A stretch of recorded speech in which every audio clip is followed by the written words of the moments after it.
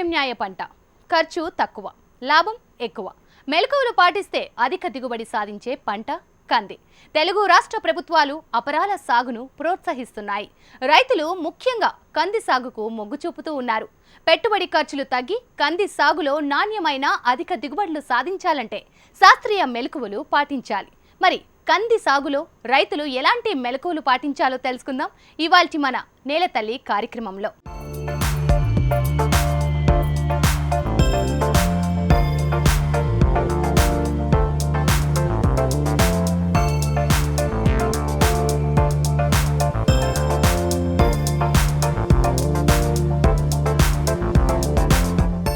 పత్తి, మిరప, పొగాకుకు ప్రత్యామ్నాయంగా అలాగే పెసర, మినుము, సోయా చిక్కుడు, వేరుశెనగ వంటి పైర్లలో మిశ్రమ పంటగా కందిని ఖరీఫ్లో పండించవచ్చు.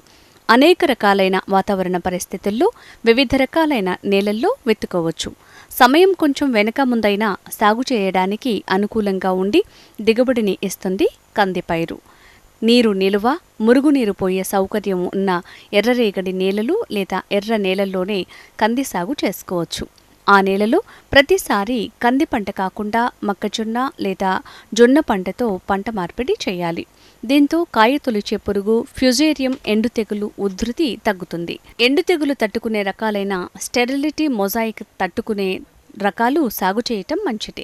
సమస్యాత్మక భూములైన ఆమ్ల, క్షార భూములు కంది సాగుకు అనుకూలం కాదు.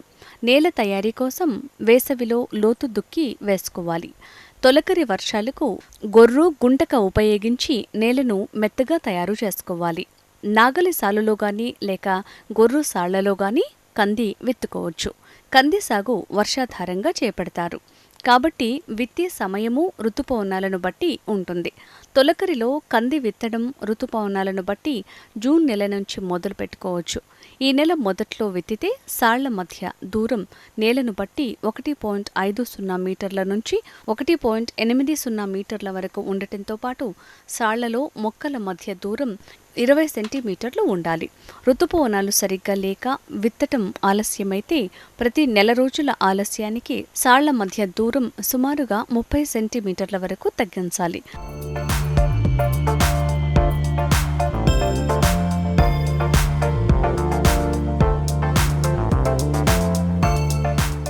అలాగే సారము తక్కువగా ఉన్న నేలల్లోనూ సాళ్ల మధ్య దూరం తగ్గించాలి. సాళ్ల మధ్య దూరాన్ని బట్టి ఎకరాకు 2 నుంచి 4 కిలోల వరకు విత్తనం అవసరం ఉంటుంది. ఎకరానికి 200 నుంచి 400 గ్రాముల రైజోబియం కల్చర్ బెల్లం పాకంతో కలిపి విత్తనానికి పట్టించి విత్తుకోవాలి. ఇలా చేస్తే గాలి నుంచి నత్రజని పైరుకు అందటానికి అవకాశం ఉంటుంది. సకాలంలో నాణ్యమైన విత్తనం సిఫారస్ దూరంలో విత్తుకోవాలి. మినుము, పెసర, నువ్వులు, సోయా చిక్కుడు, జొన్నలు పంటను ఎంచుకుని అంతర పంటలుగా సాగు చేయాలి. ఎక్కువ కాలంలో పంట పూర్తయ్యే రకాలు కాయ తొలిచే పురుగు తాకిడి నుంచి తట్టుకుంటాయి. అధిక వర్షపాతం ఉన్న ప్రాంతాల్లో తప్పకుండా ఎండు తెగులు తట్టుకునే రకాలనే సాగు చేసుకోవాలి.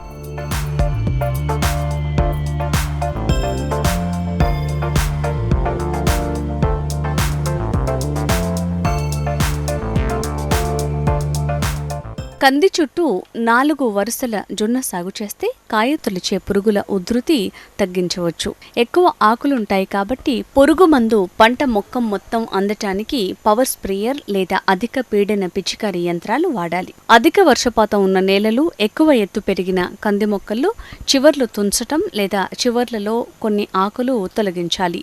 మొక్క మొలకెత్తిన 90 నుంచి 100 రోజుల లోపు మొక్కపై నుంచి 10 నుంచి 12 ఇంచుల మేర ఆకులు తీసివేయాలి. ఎకరాకు 4 చొప్పున ఫెరోమెన్ లింగాకర్షక బుట్టలు 10 పక్షి స్థావరాల ఏర్పాటు చేసి కాయ తొలిచే పురుగు ఉధృతిని తగ్గించవచ్చు.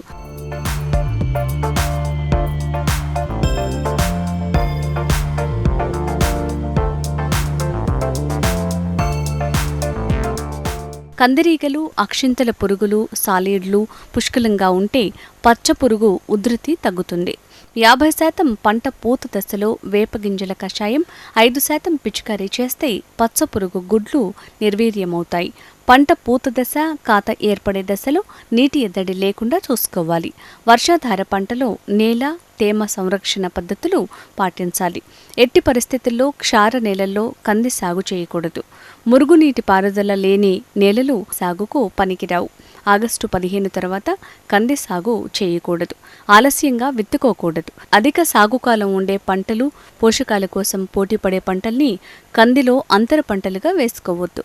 రసాయన ఎరువులతో జీవన ఎరువులు రైజోబియం, జీవ శిలీంద్ర నాశకాలు ట్రైకోడెర్మా విరిడీలను కలపరాదు.